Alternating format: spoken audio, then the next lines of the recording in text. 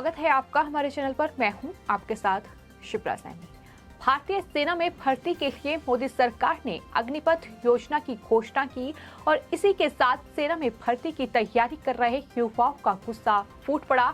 नाराज युवाओं ने उत्तर में जम्मू कश्मीर से लेकर दक्षिण में केरल तक और इतना ही नहीं, पश्चिम में राजस्थान, गुजरात से लेकर पूर्व में बंगाल तक लगातार ये युवा अपनी नाराजगी जाहिर कर रहे हैं, प्रदर्शन कर रहे हैं। लेकिन इस प्रदर्शन में किस तरह से राजनीतिक पार्टियां आंख में घी डालने का काम कर रही हैं, किस तरह से इन युवाओं को, इन आर्मी एस्पिरेंट्स को हिंसा के लिए उकसाया जा रहा है, इसकी तस्वीर भी लगातार उजागर हो रही है और इसी को लेकर एक बड़ा खुलासा हुआ है। दरअसल उत्तर प्रदेश की सहारनपुर पुलिस ने ऐसे ही 5 फर्जी आर्मी एस्पिरेंट्स को गिरफ्तार किया है और जानकारी के मुताबिक ये जो तमाम लोग गिरफ्तार किए गए हैं, ये सभी अलग अलग राजनीतिक दलों से जुड़े हुए हैं। पुलिस ने साथ ही ये भी बताया है कि पकड़े गए चारों आरोपी आर्मी की तैयारी कर रहे युवाओं को प्रदर्शन के लिए उकसा रहे थे, उन्हें भड़का रहे थे और इस तरीके की तस्वीर लगातार सामने आ रही है। और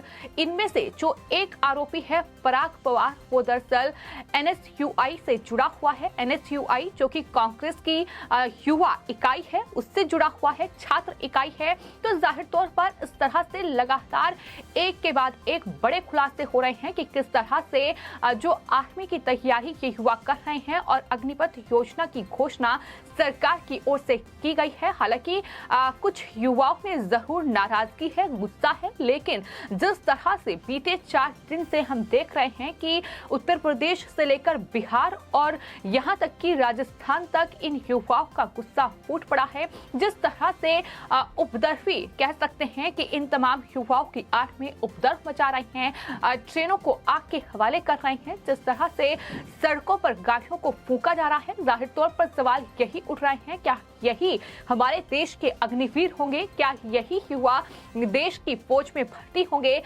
तो ऐसा बिल्कुल नहीं है कि ये युवा ही देश की फौज में जाएंगे, क्योंकि इस तरह से अगर सरकारी संपत्ति को नुकसान पहुंचाने की कोशिश की जा रही है, अगर इस तरह से जाहिर तौर पर उपद्रव काटने की कोशिश की जा रही है, तो इनके जो मंसूबे हैं वो साफ तौर पर नजर आ रहे हैं कि किस तरह से राजनीतिक दलों का साथ इन लोगों को मिला हुआ है। वहीं आपको बता दें, सहारनपुर पुलिस ने जिन 5 फर्जी एस्पिरेंट्स को गिरफ्तार किया है, इन 5 आरोपियों की जो उम्र है वो 25 साल से ज्यादा है। इसका मतलब साफ है कि ये भारतीय सेना में शामिल होने के लिए जो उम्र तय की गई है उससे दरअसल कहीं ज्यादा उम्र में बड़े हैं। तो ऐसे में ये भर्ती भी सेना में नहीं हो सकती। तो मंसूबे साफ है कि किस तरह से राजनीतिक दलों का समर्थन इन्हें मिला हुआ है और इस तरह से जो युवा आर्मी की तैयारी कर रहे हैं, जो युवा सेना में भर्ती होना चाहते हैं, कहीं न कहीं उन्हें भड़काकर इस तरह से सरकार के खिलाफ एक माहौल बनाने की कोशिश की जा रही है। वहीं आपको बता दें, सहारनपुर पुलिस के मुताबिक पकड़े गए सभी 5 आरोपी अलग अलग राजनीतिक दलों के या तो सदस्य हैं या फिर पदाधिकारी हैं, जैसा कि खुलासा पुलिस की ओर से भी किया गया है। पकड़े गए आरोपियों का जो नाम है संदीप पवार, इसके अलावा पराग पवार, मोहित चौधरी, सौरभ कुमार और उदय हैं, जिन्हें पुलिस ने गिरफ्तार किया है। कि सभी आरोपी सहारनपुर के ही रहने वाले हैं। कल जो इंसिडेंट हुआ उसमें छात्रों की आड़ में जो कुछ अराजक तत्वों ने जिस तरह की छिटपुट हिंसा की, उस पर पुलिस ने कार्रवाई की और हम लोगों ने 3 दर्जन से ज़्यादा लोगों को हिरासत में रखा है। 36 से ज़्यादा लोग हमारे हिरासत में हैं।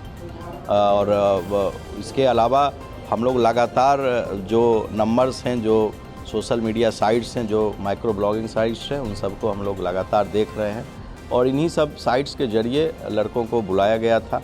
हम लोगों के द्वारा ऑल्दो जबकि मीटिंग कर ली गई थी, गांव-गांव जा कर के SHO ने मीटिंग भी की थी, उसके बावजूद भी कुछ लड़के आए और उसको बहकाने का कुछ कोचिंग सेंटर के लोगों ने भी इसमें भूमिका निभाई है। इन सब के नाम आ गए हैं और पुलिस उस पर लगातार कार्रवाई कर रही है। अभी तक कितनी FIR हुई है सर, और वर्तमान में पुलिस स्थिति क्या है? अभी तक 4 FIR इस पूरे मामले में दर्ज की जा चुकी है और मैंने आपको बताया कि 36 से ज़्यादा लोगों को हम लोगों ने हिरासत में लिया है। और पुलिस के मुताबिक ये सभी आरोपी दरअसल सेना में भर्ती की नई योजना अग्निपथ स्कीम का विरोध करने के लिए युवाओं को लगातार उकसा रहे थे। बहरहाल पुलिस ने इन पांचों को गिरफ्तार कर लिया है और आगे की जांच इस पूरे मामले में जारी है। लेकिन उत्तर प्रदेश में अकेला ये ऐसा मामला नहीं है, बल्कि उत्तर प्रदेश के अलग अलग जिलों से इस तरह की तस्वीरें लगातार सामने आ रही है। क्या उत्तर प्रदेश के बलिया में भी अग्निपथ योजना के खिलाफ प्रदर्शन को लेकर पुलिस ने 400 अज्ञात लोगों के खिलाफ मामला दर्ज किया है। इतना ही नहीं, पुलिस ने अब तक इस पूरे मामले में कुल 133 लोगों को गिरफ्तार कर न्यायिक हिरासत में भी भेजा है। तो अग्निपथ योजना के विरोध को लेकर शुक्रवार को जिला मुख्यालय पर ये उपद्रव करने के आरोप में पुलिस ने इन तमाम उपद्रवियों को हिरासत में लिया है। 24 उपद्रवी को गिरफ्तार किया गया, जिन्हें न्यायिक हिरासत में भेज दिया गया है। तो इस तरह की तस्वीरें लगातार सामने आ रही है। इतना ही नहीं, अलीगढ़ से भी बड़ी खबर सामने आ रही है कि दरअसल वहां 9 कोचिंग इंस्टीट्यूट पर एफआईआर दर्ज की गई है। जो कोचिंग इंस्टीट्यूट के संचालक हैं, उन पर यह केस दर्ज किया गया है और साफ तौर पर उन पर यह आरोप लगा है कि कोचिंग संचालक जो हैं वो छात्रों को भड़काने का काम कर रहे हैं। ये आरोप उन पर है, जिसके बाद ये कार्रवाई हुई है। तो अब तक 36 आरोपियों को पुलिस ने अलीगढ़ में भी गिरफ्तार कर लिया है। एक और देश के युवाओं से ये अनुरोध भी है, अपील भी है कि हिंसा का रास्ता अपनी बात रखने के लिए ठीक नहीं है। अग्निवीर युवाओं के हित में और देश को और सुरक्षित बनाने के लिए एक युवा आर्म्ड फोर्सेस बनाने के लिए उस दिशा में निर्णय लिया गया है और इसके सभी पहलुओं को जानने की आवश्यकता भी है। आपके जो भी कंसर्न है, जो भी विषय, उसको सरकार गंभीरता से सुन भी रही है और मुझे लगता है आगजनी करने से, हिंसा फैलाने से, उपद्रव मचाने से कुछ नहीं होगा, क्योंकि कुछ लोग अपनी राजनीतिक रोटियां सेंकने के लिए अगर करना चाहते हैं तो ये भी उचित नहीं है कि बच्चों के हाथ में झंडा देकर कोई निकाल देता है, कोई छोटे छोटे बच्चों को सड़कों पे निकालता है। ये उचित नहीं है। ये देश के हित में निर्णय लिया गया है, युवाओं के हित में लिया गया है और जिस तरह से सरकार ने 2 साल की रिलैक्सेशन भी दी है, वो भी दिखाता है कि आपकी बात को सुना गया। माननीय गृह मंत्री जी ने सेंट्रल आर्म्ड पुलिस फोर्सेस में भी आरक्षण देने की बात कही और उसमें भी एज को रिलैक्स करने का निर्णय लिया गया। ये भी युवाओं के हित में लिया गया। देश भर के कॉरपोरेट जगत ने अग्निवीर को अपने यहाँ पर रोजगार देने के लिए प्राथमिकता देने पर, मेरिट के आधार पर बात कही है। और यही नहीं, हमारा डिपार्टमेंट भी, जो युवा कार्यक्रम डिपार्टमेंट है, खेल डिपार्टमेंट है, वो भी इस बात पर विचार कर रहा है कि ये जब 4 वर्ष का अपना काम पूरा करके आएंगे और 4 वर्षों के बाद इनमें से ट्रेनिंग देकर जो लोग फिजिकल एजुकेशन टीचर बनना चाहते हैं, उसमें हम लोग क्या कर सकते हैं, क्या कुछ महीने का ऐसा कोर्स किया जा सकता है, क्रैश कोर्स करके, जिससे इनको भी लाभ मिल सके। और ऐसे देश भर में लगभग 15 लाख फिजिकल एजुकेशन के टीचर्स अलग अलग राज्यों में ऐसी पोस्टें खाली पड़ी हैं, तो इसका लाभ भी भविष्य में मिल सकता है। उस दिशा में भी हम विचार करें कि इसमें क्या क्या संभव हो सकता है। तो कुल मिलाकर अग्निपथ योजना, जो कि भारतीय सेना में भर्ती के लिए एक नई योजना की घोषणा सरकार की ओर से की गई है। 4 साल तक सेना में जो जवान हैं वो अपनी सर्विस देंगे। उसके बाद जो तमाम सुविधाएं हैं उनको सरकार की ओर से दी जाएगी, जो कि लगातार गृह मंत्रालय की जो मीटिंग हो रही है उसमें लगातार ऐलान किए जा रहे हैं। लेकिन जो युवा बीते कई साल से सेना में भर्ती होने की तैयारी कर रहे थे, उनमें जाहिर तौर पर इस स्कीम को लेकर गुस्सा है, नाराजगी है। लेकिन सवाल यहाँ इन उपद्रवियों का है जो लगातार हिंसा भड़काने की कोशिश कर रहे हैं, जो लगातार सरकारी संपत्ति को नुकसान पहुंचा रहे हैं और जाहिर तौर पर लगातार पुलिस और प्रशासन इन तमाम युवाओं पर एक्शन ले रहा है, इन तमाम उपद्रवियों पर एक्शन की तैयारी में है। तो आपको बता दें, अग्निपथ योजना को लेकर देश भर में प्रदर्शन का दौर लगातार जारी है। अलग अलग जगहों पर लोग हिंसक प्रदर्शन कर रहे हैं और आपको बता दें, आज अग्निपथ योजना पर हिंसक प्रदर्शन का 4था दिन है। लगातार सरकारी संपत्तियों को निशाना बनाने की साजिश और षड्यंत्र रचे जा रहे हैं। वहीं अब तक 20 जून को फिर से भारत बंद का ऐलान किया गया है। हालांकि जिस तरह से बिहार और उत्तर प्रदेश, पंजाब, राजस्थान, गुजरात के छात्रों में गुस्सा, नाराजगी देखने को मिल रहा है, इसके बाद लगातार गृह मंत्रालय इस पूरी योजना को लेकर मीटिंग्स भी कर रहा है।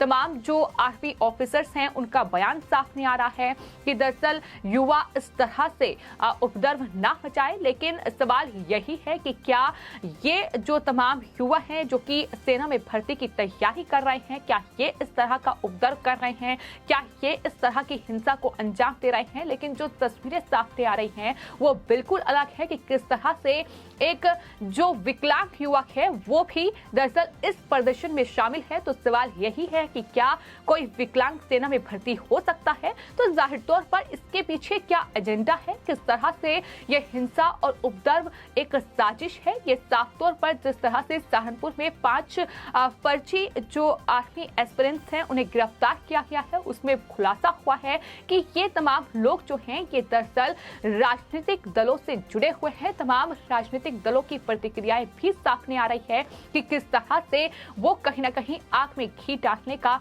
काम कर रहे हैं। तो फिलहाल आपको ये बता दें कि मोदी सरकार की ओर से इस अग्निपथ योजना की घोषणा के साथ ही जिस तरह से तमाम सोशल मीडिया प्लेटफॉर्म और तमाम युवाओं की नाराजगी भी लगातार देखने को मिल रही है। सरकार से मांग की जा रही है कि इस योजना में बदलाव किया जाए। आखिर वो 4 साल के बाद क्या करेंगे, ये सबसे बड़ा सवाल है जो युवाओं के जहन में है। और जाहिर तौर पर लगातार गृह मंत्रालय भी इस पूरे मामले को कहीं ना कहीं देख रहा है और इसका निष्कर्ष निकालने की कोशिश लगातार जारी है। आपको ये बता दें कि सरकार ने भर्ती योजना से 4 साल बाद निकलने वाले अग्निवीरों के लिए अब राहत का ऐलान किया है।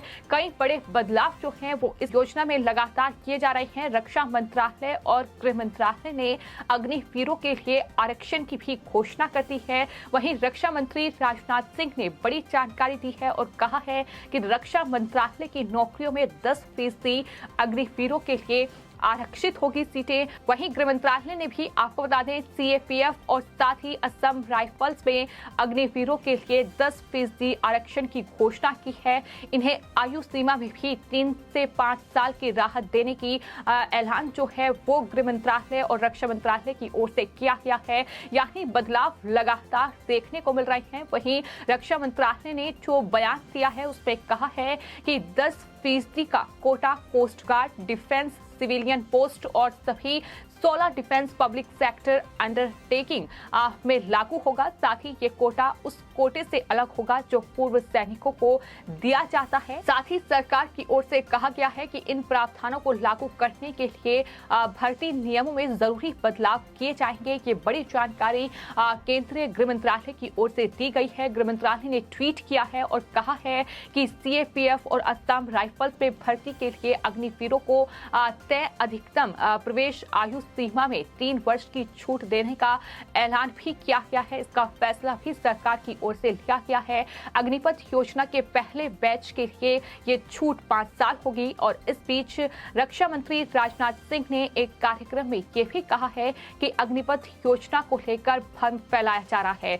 तो तमाम चीजें हैं और युवाओं में तमाम तरह का भ्रम भी इस योजना को लेकर है और इसी के चलते लगातार गृह मंत्रालय मीटिंग कर रहा है और विचार विमर्श के बाद फैसले को लागू किया गया है। ये गृह मंत्रालय की ओर से कहा गया है। तो कुल मिलाकर फिलहाल जो सेना में युवा भर्ती की तैयारी कर रहे हैं उनकी नाराजगी और गुस्सा कई चीजों को लेकर देखा जा रहा है। लेकिन सवाल उपद्रवियों पर है, सवाल इन हिंसा जो ये युवा कर रहे हैं इन पर है कि आखिर इस तरह से एक योजना की आड़ में किस तरह से देश का माहौल बिगाड़ने की कोशिश, किस तरह से सरकारी संपत्ति को नुकसान पहुंचाया जा रहा है। और उत्तर प्रदेश में चूंकि योगी सरकार है तो ऐसे में इन तमाम उपद्रवियों पर एक बार फिर जबरदस्त कार्रवाई देख रहे हैं कि किस तरह से सहारनपुर से लेकर बलिया और बलिया से लेकर अलीगढ़ तक इन तमाम उपद्रवियों और जो लगातार इन युवाओं को हिंसा के लिए उकसा रहे हैं, फिर चाहे वो कोचिंग सेंटर हो, फिर चाहे वो तमाम लोग हों जो सोशल मीडिया के जरिए कहीं ना कहीं इस तरह से पोस्ट कर रहे हैं, तमाम वीडियोस बना रहे हैं और इन युवाओं को उकसाया जा रहा है, उन पर भी जबरदस्त कार्रवाई फिलहाल उत्तर प्रदेश में देखने को मिल रही है। फिलहाल आपकी इस पूरे मामले पर क्या राय है, हमें कॉमेंट बॉक्स में जरूर लिखें और चैनल को सब्सक्राइब करें। धन्यवाद।